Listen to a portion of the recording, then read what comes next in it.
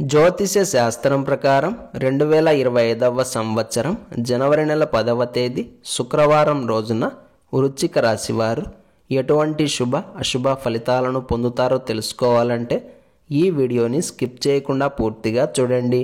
వైకుంఠ ఏకాదశి పర్వదినం సందర్భంగా చేయాల్సిన పూజ మరియు వాటి యొక్క విధి విధానాలు ఏంటో కూడా ఈ వీడియోలో తెలుసుకుందాం.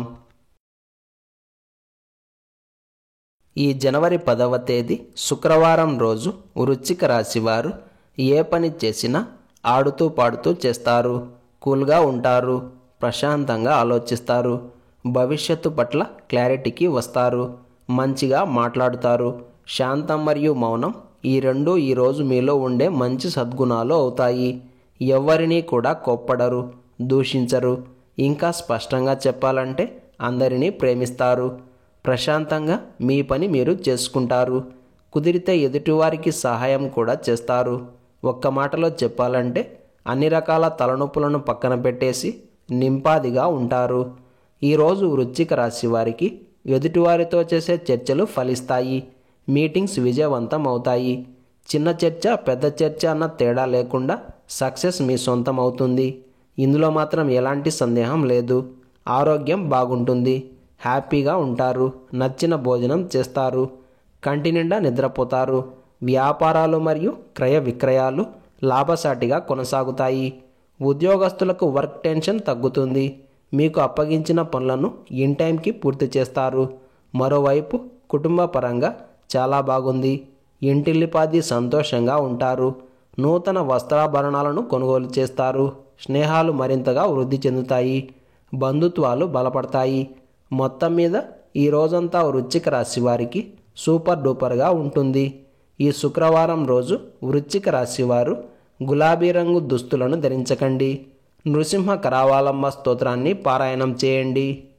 ఈరోజు శుక్రవారం జనవరి 10వ తేదీ, మాసం పుష్యమాసం, విశేషం వైకుంఠ ఏకాదశి, తిథి ఏకాదశి, నక్షత్రం కృత్తికా నక్షత్రం, రాహుకాలం ఉదయం 10:30 నుండి 12 వరకు, యమగండం మధ్యాహ్నం 3 నుండి 4:30 వరకు. అలాగే ఈ రోజు యొక్క శుభ సమయాలు మధ్యాహ్నం 1:50 నుండి 2:50 వరకు.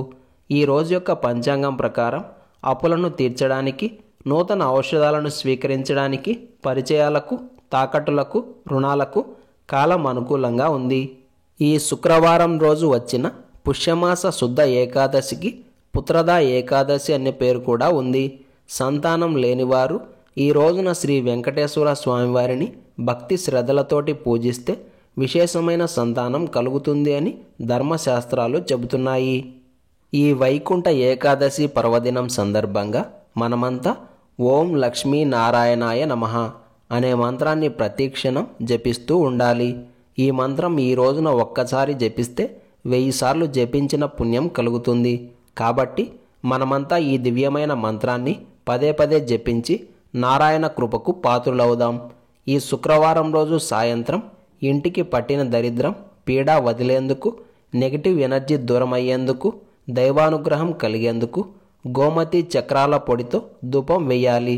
ఈ వైకుంఠ ఏకాదశి రోజు సాయంత్రం ఇల్లంతా ధూపం వేస్తే ఇంట్లో ఉన్న నెగిటివ్ ఎనర్జీ మొత్తం దూరమవుతుంది. అలాగే తులసి చెట్టు ముందు విప్ప నూనెతో దీపం వెలిగించి 108 ప్రదక్షిణలు చేస్తే ఎటువంటి ఆర్థిక సమస్యలు ఉన్నా సరే అవి దూరం అవుతాయి.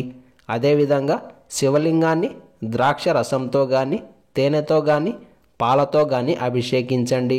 ఇలా చేయడం వలన మానసిక ప్రశాంతత, ఆర్థికాభివృద్ధి కలుగుతాయి. ఆర్థిక సమస్యలతో బాధపడుతున్నవారు, అష్ట ఐశ్వర్య భోగ భాగ్యాలను కోరుకుంటున్నవారు ఈ వైకుంఠ ఏకాదశి సందర్భంగా ఈరోజు సాయంత్రం లక్ష్మీనారాయణలను పూజించాలి. ముందుగా లక్ష్మీనారాయణలు ఇద్దరూ కలిసి ఉన్న ఒక చిత్రపటాన్ని తీసుకొని చక్కగా గంధంతో, పసుపు మరియు కుంకుమతో బొట్లు పెట్టి ఆవు నెయ్యితో దీపం వెలిగించి మీకు తోచిన ప్రకారంగా భక్తి శ్రద్ధలతోటి పూజలను ఆచరించాలి. పూలు, పండ్లు, నైవేద్యం ఇలాంటివి కూడా సమర్పించవచ్చు. ఈ విధంగా మీ యథాశక్తి పూజ చేసుకున్న తరువాత నారాయణ హృదయం పారాయణం చేయాలి. అలాగే లక్ష్మీ హృదయం పారాయణం చేయాలి. ఇక్కడ మీరు ఖచ్చితంగా ముందు నారాయణ హృదయం పారాయణం చేసిన తరువాతనే లక్ష్మీ హృదయం పారాయణం చేయాల్సి ఉంటుంది. రేపటి నుండి ప్రారంభం చేసి ప్రతి శుక్రవారం రోజు కానీ లేదా ఏకాదశి రోజు కానీ ఈ విధంగా చేస్తూ వస్తే ఖచ్చితంగా మీ బ్రతుకుల్లో మార్పును చూడగలుగుతారు. ఇలాంటి విలువైన సమాచారం ప్రతిరోజు మీకు చేరాలంటే ఇప్పుడే మా ఛానల్ని సబ్స్క్రైబ్ చేయండి.